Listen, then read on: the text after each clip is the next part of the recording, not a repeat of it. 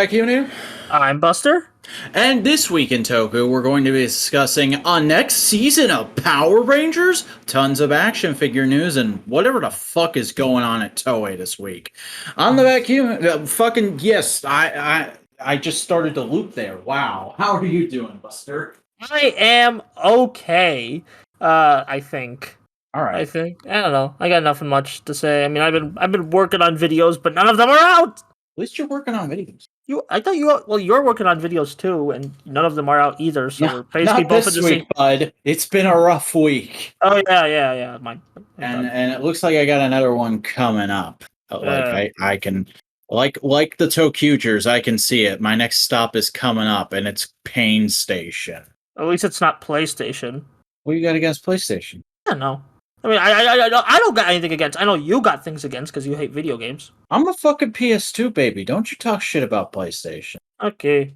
But you can't talk shit about modular media. In fact, do the opposite of talking shit about modular media. What the fuck kind of segue is that? I don't know. We have to segue somehow.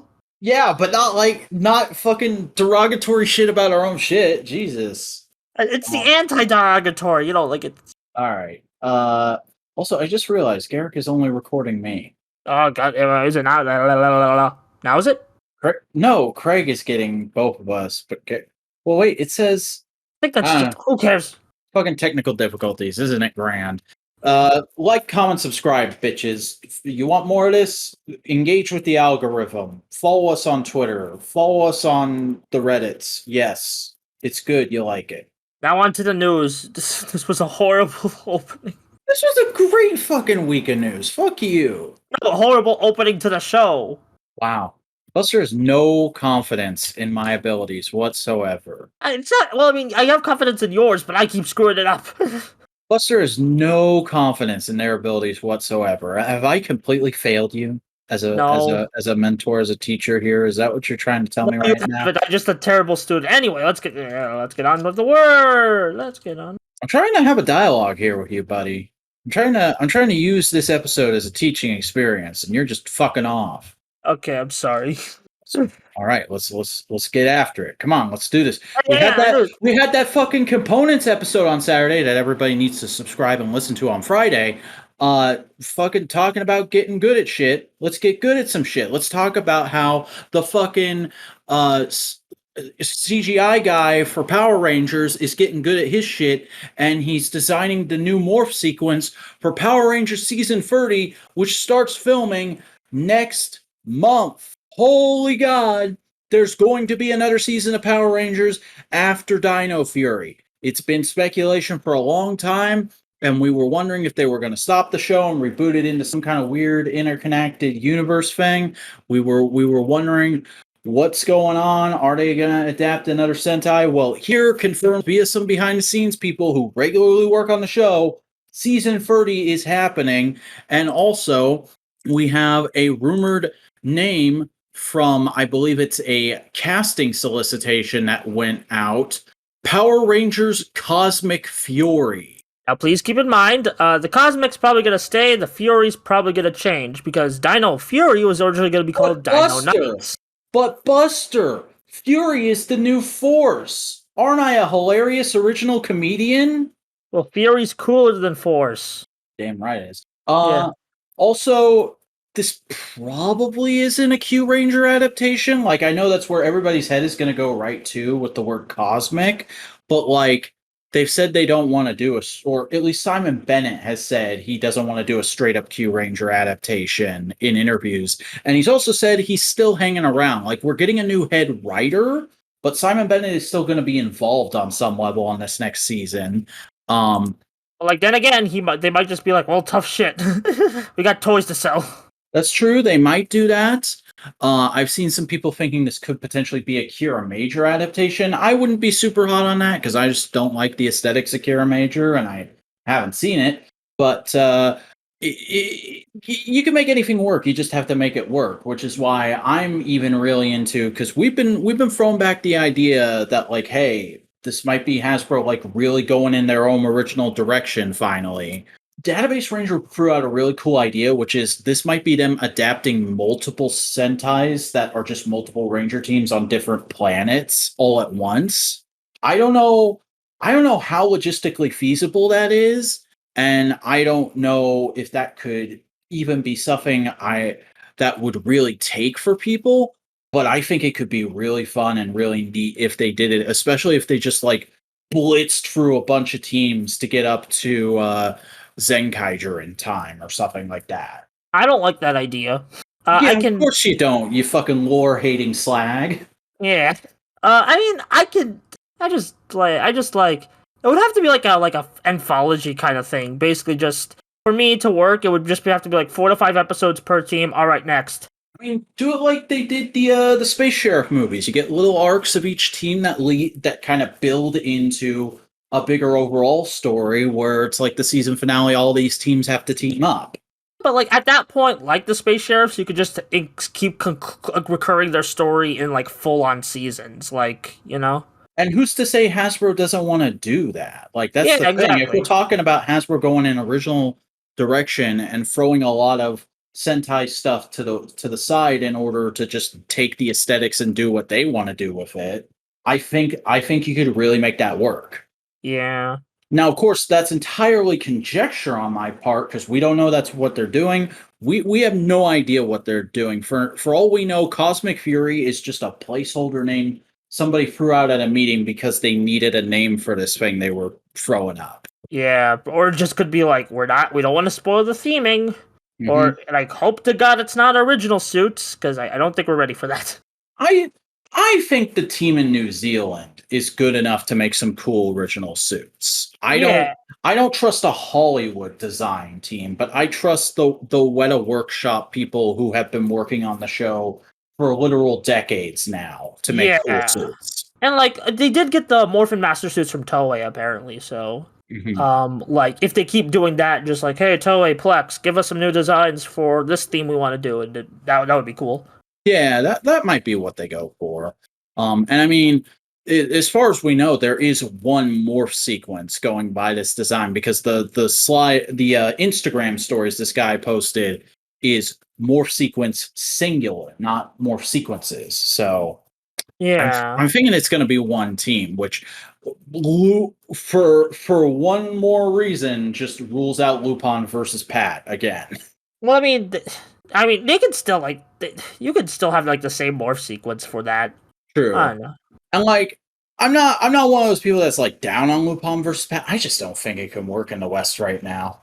Yeah, right now specifically, I think it could work eventually, but not right now. And I'm saying that as an SPD stan. Yeah. And I do like the show. I think it's actually one of the most creative Sentai out there. But like, yeah, not right now. As much as I love the suits, especially the Lupin suits. But yeah, On to, Power Ranger season 30, it's fucking happening. Everybody shut up and stop having the argument about whether the show's over or not that we have to go through every 3 weeks. I fucking hate all of you. Anyway, let's get on to toy news. So Buster, remember the Lightning Collection conversation we had last week? unfortunately, yes. It's rendered moot because thanks to Twitter user Wahani is how I'm going to say you pronounce that username. We have leaked images of Lightning Collection Dino Thunder Yellow, who we knew via leaked name lists was going to be in the next wave, and she's in a box that looks pretty much the exact same format as all the boxes we've gotten in the line so far. So yeah, our theory about them holding stuff back for plastic-free packaging is completely moot. And now I'm even more pissed because if the toy is getting into people's hands like this, what's taking them so long? I like playing devil's advocate here. The only other thing I could think of is they're taking a different strategy that every other Hasbro team has been taking to the shipping delays, which is let's not announce stuff. And the Hasbro shipping delay strategy in general has been all right. Instead of announcing stuff when we think it'll be here and then risking having to delay it, let's just announce it for a crazy far out date and then we can announce then when we announce it's coming at a different time, it's good news. We're saying it's coming earlier than expected. I think the Lightning Collection team might just be going, let's not announce shit until we know it's ready to ship next week. Yeah, I don't know what's going on there. But if they are doing that, I think that's also pretty stupid because nobody's going to be ready to just pre-order a wave of toys on a week's notice. Yeah, Especially in with like this money. economy. Yeah, we're kind of in the middle of a recession. Now, discussing this figure in and of itself, I think it mostly looks good, but there are problems, of course. The Terra grips, which I'm glad are present, are heavily underpainted, just like the individual Ranger weapons in this line have been for the most part. The civilian head looks terrible. It's as bad as the Connor. Jesus, I'm having trouble with names today. It's as bad as the Connor head, in my opinion. The Morpher is unpainted once again, which is just a problem line wide. And I mean, it's not super exciting because it doesn't look like it has the same sort of physique as the character in the show has. If I think of Dino Thunder Yellow, I think of a very live yet petite suit actor. This just looks like they ran it through the standard female action figure template. Yeah. So want a bit more slimmer, is what you're saying. Yeah, but that's also just a thing with this line in general. They want to reuse those molds. They want to keep it going. They want to keep things very consistent looking. And I understand that. I sympathize with that as a guy who understands the industry in general. I will applaud them for having white visor trim on the first go around on this one. That doesn't always happen with this line, unfortunately. And I don't know. It looks like a solid figure, not an amazing figure. And I will still be getting it when it comes out because I want to complete Dino Thunder because Dino Thunder is the first team I remember being interested in as a kid. And I don't know. This line is such a weird quagmire right now. They really need to at SDCC just pull a GI Joe at PulseCon a couple of years ago and just come out and be like, all right, here's what's been happening. Here's what's going to happen. We have fixed the issues. We're addressing things, and we're going to be as open as honest as possible with you going forward. Because otherwise, I think they're in danger of losing a lot of people.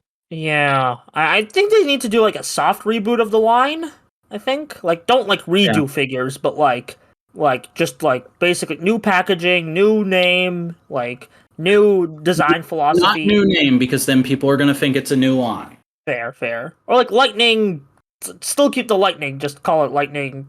I think you're onto something, but do a soft refresh in terms of when it's time for plastic-free packaging, which I think will be the wave after this set.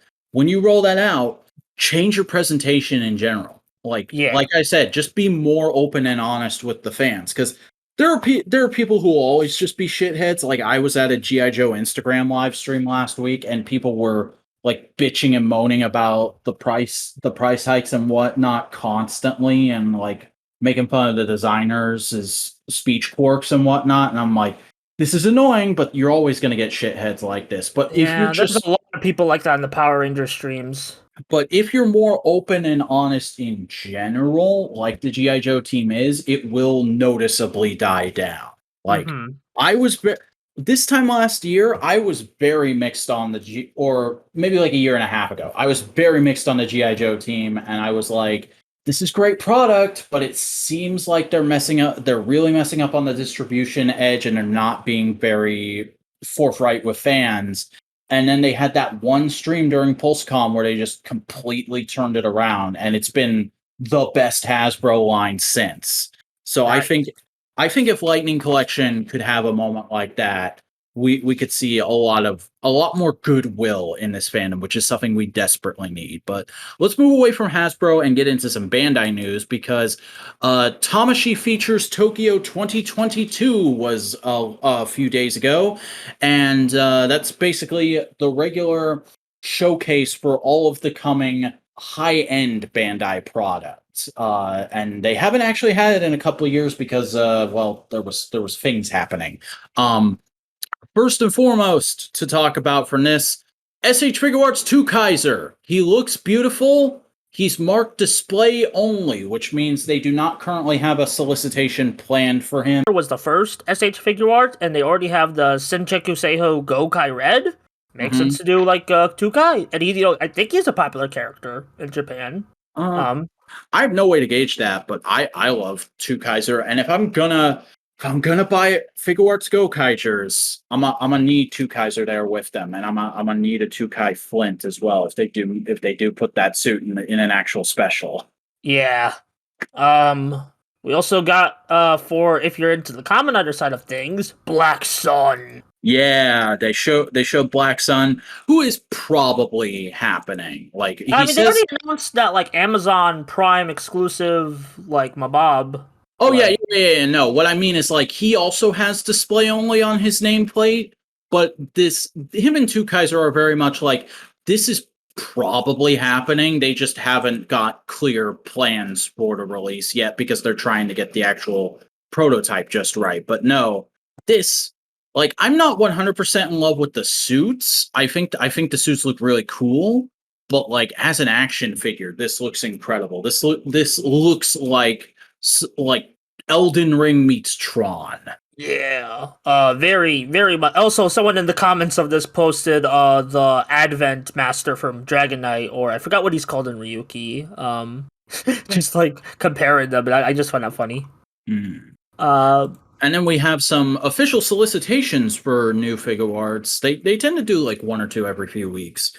So we've got two this week, which the first one is SH Figuarts Kamen Rider Sabela Konchuu Daihyakka. It's a complicated name for a form. It's a form. Sabala. That's the only form she has. She's just Sabala. Oh, this is her base form. I wasn't quite sure. Yeah, this is her only form she has throughout the show. All right. You've seen more of her than me. Does this look accurate? This looks accurate. This looks like a Sabala. All right. Well, this is coming out in November, and it's going to be 7,700 yen, excuse me. Yeah, we're slowly... I think we're Duradol's next for, like, all the Saber-based riders. It's good that they're, like, slowly getting them all done. Like, they're not taking, like, almost 2 decades like they did with Ryuki. Yeah. Also, SH Figuarts Kamen Rider Genm Musou Gamer was announced, and it's that suit from that special. It's Dan the Man Kuruto. He prints money, so of course they were gonna make this. I'm pretty sure the special these specials just exist to promote make Figuarts of those new forms. Now I don't have X-Aid Musou Gamer, and I never watched any reviews of that Figuarts. But I'm very interested if somebody who has that figure art can kind of explain to me how the hair actually works in this. Like, are those all on individual bendy wires, or does he have like an alternate hair sculpt that looks like it's flailing around? You swap out that. I think looks that's really what it looks. I think that's what it might be. Could be wrong though. Yeah, but I like this form. Some may say it looks ridiculous. I think it looks cool. So screw you all.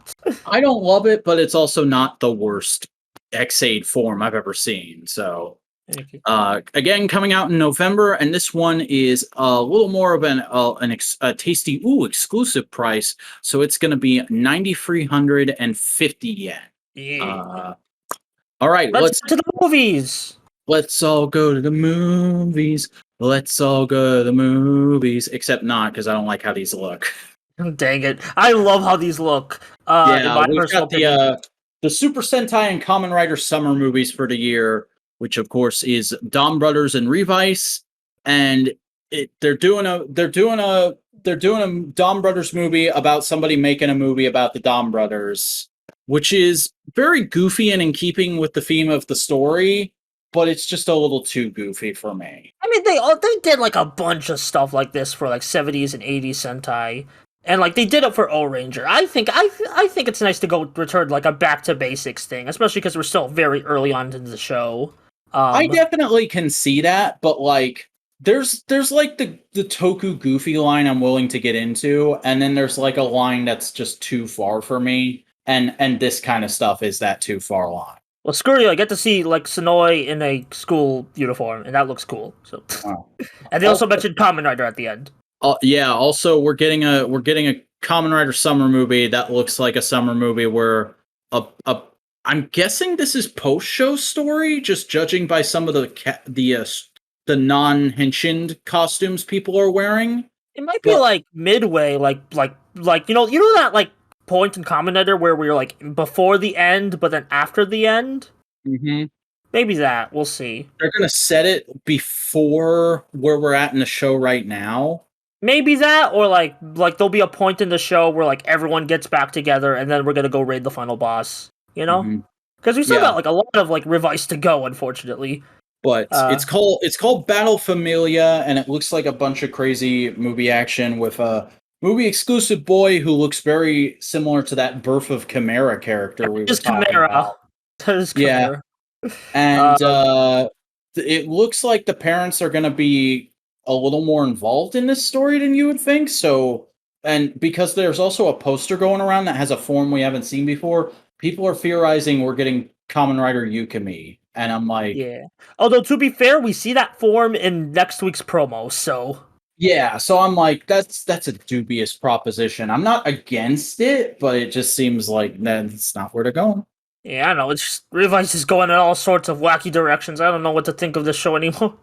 Yeah, wacky. That's one word for it. Yeah. Speaking Anyways, of wacky, yeah, there's gonna be a new character in Don Brothers, Don Masamune. It's just Stacy again. It's just a purple person who's an evil ranger and has a weapon that's a repaint of the base weapon. let's They, go! how is Sentai simultaneously experiencing a period of creative upheaval and creative bankruptcy? I mean, we had like Garsorg and Rhea Soldier. That's what I'm saying. It's like this is a trope for a while now. What the I fuck? mean, this kind of makes sense given we already have like a gold ranger. So I'm not happy about that either, though. yeah, it's although it's a shark themed, it's a shark themed ninja, which is super Hmm. cool. I will And say I do really dig this suit. This is a nice yeah, suit. yeah, it's a nice repaint suit, and I'm very excited to see what he'll do in the story. Like basically, even if we were not sold on Jiro's suit, he's been doing some interesting stuff in the story. So I'm just like saying like, what they're gonna do, you know? Yeah.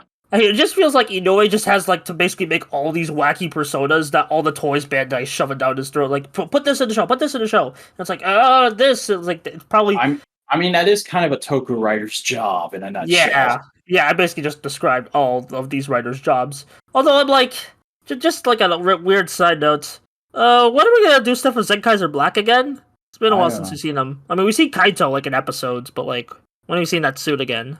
I mean, like, dude, never forget the Mystic Knights of Tir na Nog writers were dead ass asked by Bandai, can you put motorcycles in the show? Oh yeah, Anyway, we have the logo for Kamen Rider Geats, and Geats. I'm saying Geats until the Japanese tell me otherwise, because that's the way you're supposed to pronounce it in the original text, apparently. Okay. But It looks like a Gundam logo. does it? Oh, it just looks like a generic Japanese kid show logo to me. Well, I mean, Gundam is a Japanese kid show when you get down to it. I know that, but I'm saying like there's nothing that specifically speaks Gundam to me about this. The A feels the giant A in the middle that people are comparing to Axel feels very Gundam to me. Oh, okay. Or maybe this is just my like me gaslighting myself into thinking the show is a Gundam homage.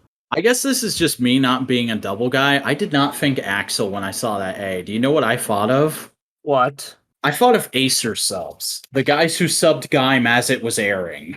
Honestly, valid. Yeah, because they had a logo that was kind of similar to that. Or it probably was an Axel homage. Might have been. I don't know. I didn't know those guys all that well. Most of their actual personal Twitter accounts made them come off like dick bags. But anyway, new fucking Juuko B Fighter product is coming. There's gonna be a freaking complete selection modification input Magnum. I've never heard of this thing before. Well, I mean, Juuko B Fighter just got fully subbed like last week. Okay, but Bandai doesn't know that. Okay, I hope they don't. That would be amazing if Bandai is just like watching the air, like, what can we make nostalgia merch for right now? Oh no! Anyway, Uh, yeah, I mean this is like not unexpected because they just did the transformation device, so it's like why not weapon? oh, I must have missed that news. Yeah, I don't know shit about B Fighter. I know very little about Metal Heroes beyond the Space Sheriffs. I honestly should check out more Metal Heroes. I think they all have dope designs. It's Yeah, just, time and shit. I didn't watch any Black this week, guys. I didn't have time. I'm sorry. I'm gonna try again this week. I'm gonna try okay. my best.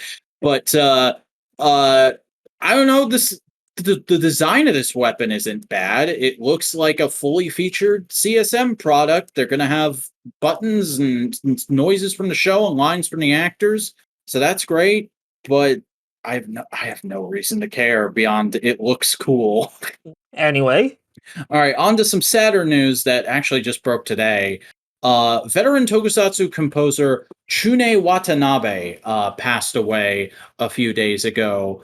On June 27th, 2022, it was suddenly reported that veteran tokusatsu composer Chune Watanabe had passed away at the age of 96 due to heart failure on the morning of the 23rd.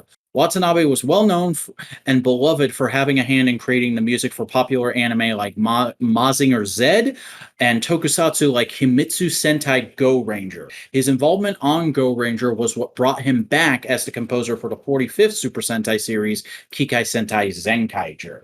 yeah. And it's So like I've not like heard much of his Go Ranger score, but his Zenkaiger score is godly. I've honestly of course I watched Zenkaiger. I didn't go and listen to a lot of the score music. I did listen to the Henshin theme today because people have been sharing that around in the light of this news, and it's a good track. But I don't have a lot of connection to this guy's work, so I'm not super broken up about it. But I also think just like if you do, you don't need to be super sad about this. As I always say with guys at this age, where yeah, it's sad we're never going to get any more work for them, but 96. This guy lived a good long life and he left a huge body of work behind apparently. So Yeah. don't be sad that it's over. Be happy that you got all this great music and go listen to some of it today, everybody. Yeah. Yeah, basically, yeah. But it's like, like I'm not as broken up as just like he did his job well and he he hmm And it's nice that he got to kind of have that full circle moment with Sentai right before his passing. yeah. I was actually when they first announced him, I was like, oh, he's getting up there. I'm like, well, I hope nothing happens to him during the show's production, and thankfully he was able to see Zenkaiger to the end. Yeah. So that's nice. But let's move on to something that's I don't know I don't know if I want to say this is not nice, but I'm not excited about it.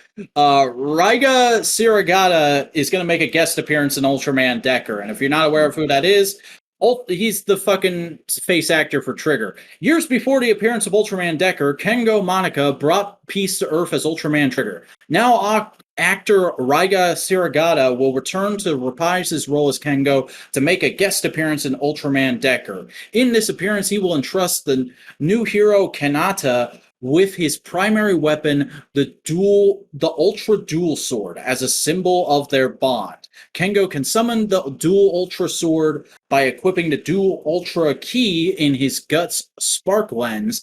He can also attach the Dual Ultra Key to the sword's hilt and scan Ultra Dimension cards to unleash various special attacks. On his guest appearance, Siragata commented, I'm so happy to be back in front of all of you amazing fans again, this time in Ultraman Decker, and this time I'm the senior member. Thank you for the opportunity. With all his usual charm, Kengo shows his mentor side and his own growth too. Dubious. I've given a very important role to play from Trigger to Decker. I could really feel the light connecting everyone together. It's incredible. Please look forward to seeing Kengo again. May your future be full of beaming happiness. Smile, smile. That totally wasn't written by a publicist. I mean, probably just written by the show's writer. Yeah, it's They've been doing this. Isn't really a surprise. They've been doing this since. yeah. This is just the thing. This is like Yeah. back in the Saban Entertainment days, where it became expected that you would get a crossover with the previous season every year in Power Rangers. No, it's for Ultraman. Like we had Zed, Trigger did it, and now it's like this is gonna be a thing from now on. Which I don't mind. I mean, even if we weren't so hot on Trigger, I feel like he's still part even obligatory part of the Ultraman legacy. So yeah, we've talked extensively about how we think Kengo's kind of a bland character who didn't go anywhere. Yeah, But- he had the potential to go somewhere, but they just didn't do anything. But it's the same. But they just didn't do anything. But it's the same. It's the same thing as like when Jaden showed up in Super Mega Force. I got in a lot of arguments with people back when that show was airing about like, look, I don't care if you like Jaden or not. I'm not super hot on him either. But he's still a valid member of the Power Rangers family. Bringing him back and giving that gravitas is still warranted. Yeah. Even if Ken goes way better than Jaden in my opinion, but that's just me being a hater of Samurai. Yeah, well, that's I wouldn't disagree with that comparison. But yeah, that's the final news story for this week, and also, actually, I just realized the sword is what the rumor of the gut select keys being used again for Decker was about. How about that? Yeah. So you're saying? Final news story for the week, and it's something we all expected. Yeah. All right, let's get into the episodes. We already have superhero time this week, and it was a funny week. But first, the unfunny, Kamen Rider Revice, episode 41, the father's true motive and the son's determination. So they're just trying stuff now, huh? Like, they don't even care. To be honest, they've been kind of doing that for a while, but it used to be good. The way like, three episodes ago, they went, yo, Junpei, are you good, bro? And he's like, oh yeah, I've just been putting on a front of being serious. I want to go back to being my goofy self. And now all of a sudden, he's serious again. What the fuck? Wait, who's Junpei?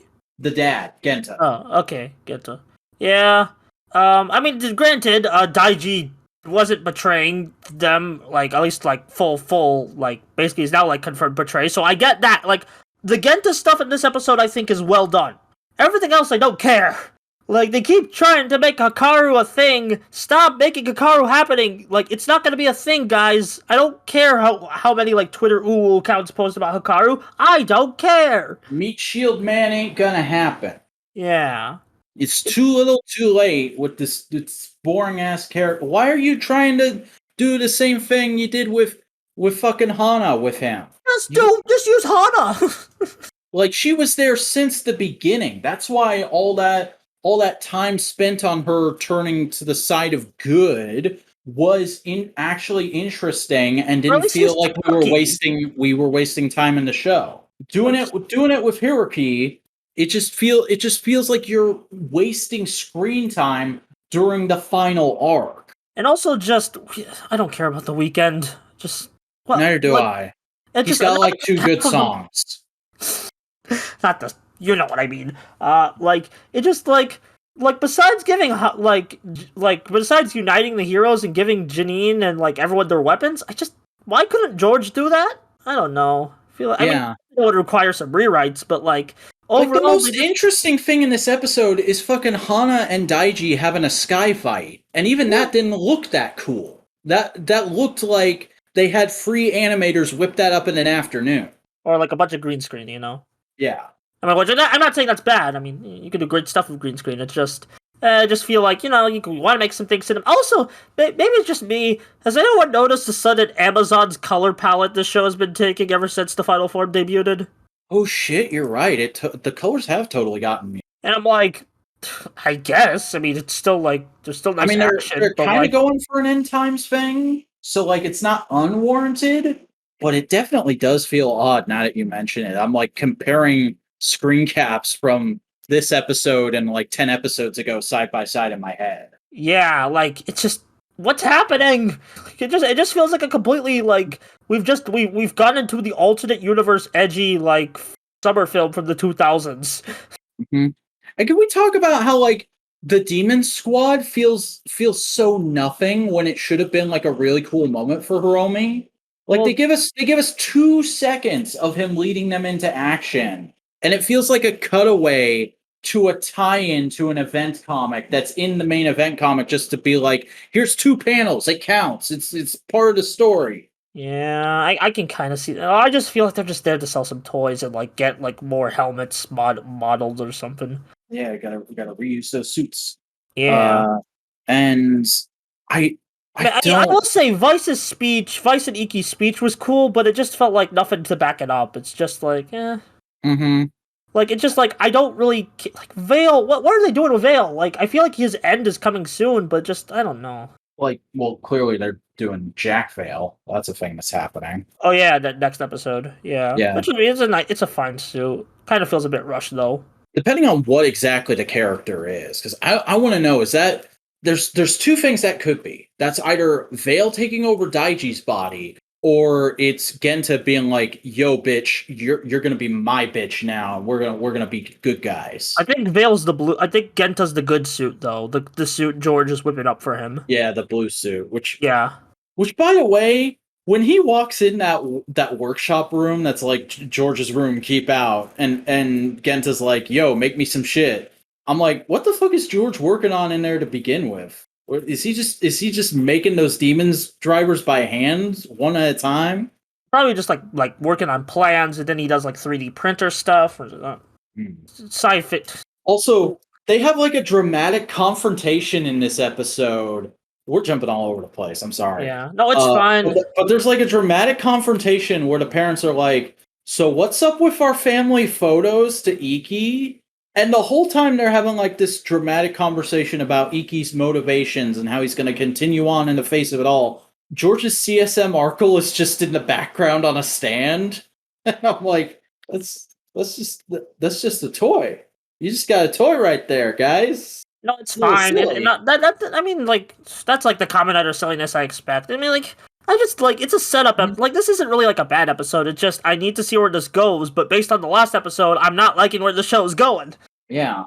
Like, and besides, it's also just we like Genta because we watched the Veil special. Not everyone has watched the Veil special, so all of this must feel like super weird and out of place for like Genta's character motivate. Like, So much of Revice right now feels like they had story for 80 episodes and they didn't realize that they had to fit it into 52 until a couple weeks ago. or there was just a weird change, or decided, hey, let's do this instead, or just like we want to make this finale more epic. Let's build up some draw bars. You know, I don't know what's going on.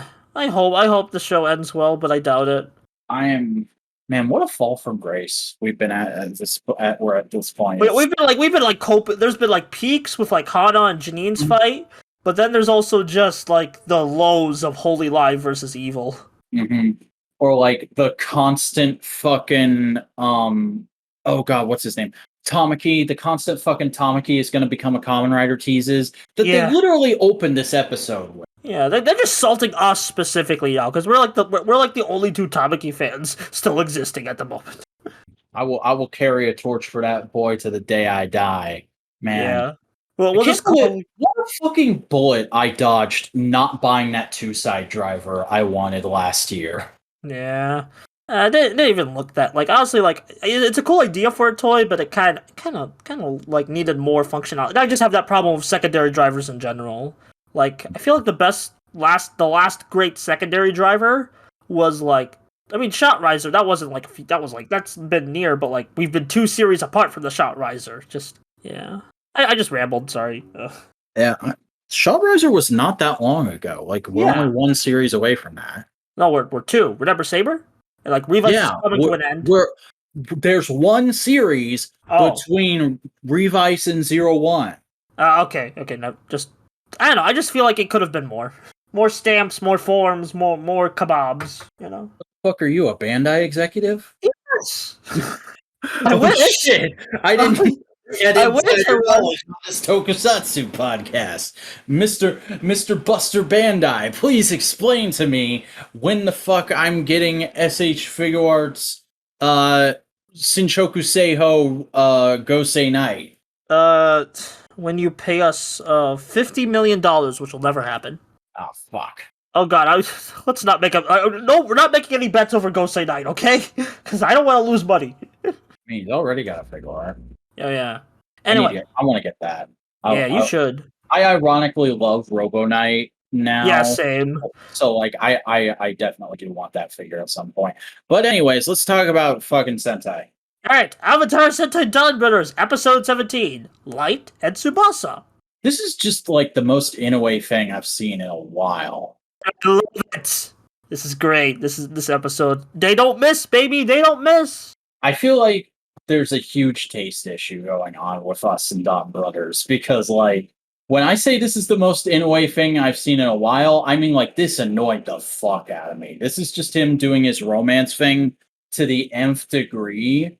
Like, when they have that flashback that explains that, like, oh, not only is the lady in love with somebody else now, but it is Tsubasa, and she's like a creepy stalker lady obsessed with him with his fucking wanted poster all over her room, and she screen printed it on a bed sheet and a pillow. I'm like, what the fuck is going on in this episode? I mean, I didn't really. I kind of blanked that out of my brain. I was like more focused on the one-off plot of Tsubasa helping this dude, and he Well, dresses that up as happened. That's canon.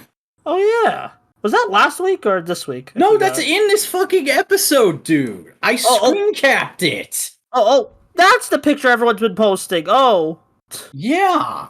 Like, they say...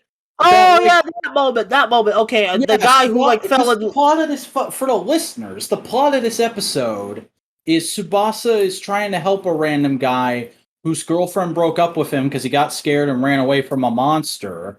And he finds out, like, oh, she loves someone else now. And then they ask who it is. And she's like, oh, it's Tsubasa because he saved me from the monster. And I don't care that he's a criminal. He has to be innocent because he's my one true love. It's literally fandom Tumblr. Yeah, but that doesn't make it, like, any less jarring to see. Okay, Like, this well, like, literally- have you considered the end of that plot where, like, Tsubasa transforms into Inu in front of, and then she literally repeats, "A dog? I can't love a dog," basically just acting like Toku Twitter when Inu brother was revealed, and now we're all standing him. Yeah, and she turns into a monster mash. Yeah. I forgot which monster this Sentai was, which Sentai this monster was based on. I don't think we saw. I don't remember seeing a new coin, a new gear pop out. Which, by the way, this episode, like it does a lot, but that's because, like, the first and second acts are, like, normally paced, but they're doing a bunch of non-Sentai format stuff, and they're just letting this story go. And then, like, when the third act happens, in a way, is like, oh shit, there has to be Sentai stuff in this show. Everyone shows up and they fight in 10 seconds, and that's it. Yeah. Like, and also the Ninja Alter for Jiro, and also Dragon Ranger footage. Hooray. Yeah. Everybody make it your thumbnail so you can get them Tommy clicks. Yeah, we're probably gonna do that. What was the last thing I think, oh, it's gonna be Double Dawn Brothers.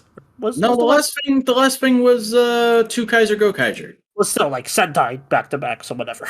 That's fine. Nobody cares about Kamen Rider anymore. That famously unpopular series.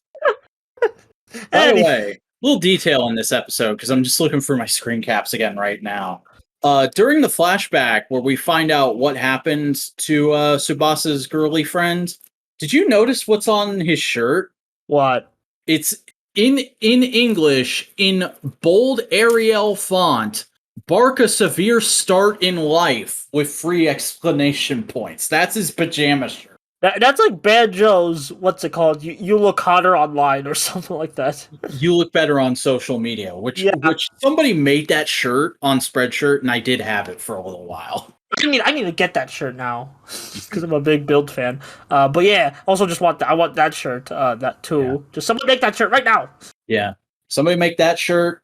Whoever made "You Look Better on Social Media" and the other Banjo shirt, "Keep Your Mind Open Window Every Day," also needs to make the Tsubasa shirt. Please, like, I don't know premium Bandai numbers, but I will pay pirated Redbubble numbers. You can pirate on Redbubble? That's what Redbubble mostly is. It's like fan designs for things. Oh yeah, that's what you meant. I thought you meant like pirate, like the actual what I think. When pirate. No, I'm gonna take somebody's design from Redbubble, which is based off of a show, and then I'm gonna go to the trouble of screen printing it on my own T-shirt that I bought from the fucking. You just meant nobody. Just nobody. Anyway, but yeah, I thought this was nice fun. It was nice to get a one-off story because Dunbirds has kind of been like there's been one-off stories, but it's like kind of been continuous for a bit. It's nice to like break it up with some one-offs, especially because next episode we're getting to the Don Musamune stuff, and yeah, It's just It- really refreshing. Just to, like, it seems like the Cerebrens' bosses are commissioning Don Masamune to be a thing. yeah, and it's like, well, he has Don in his name, so he must be part of the Don clan in some way. So we're probably gonna get more lore on them. And I know we're saying they need to start like saying mysteries. I think, you know what, I've come to like accept it. If the mysteries are when they're revealed, if they're dumb, then they're dumb. But I just love the characters and interaction so much. I think I'm okay with it so far.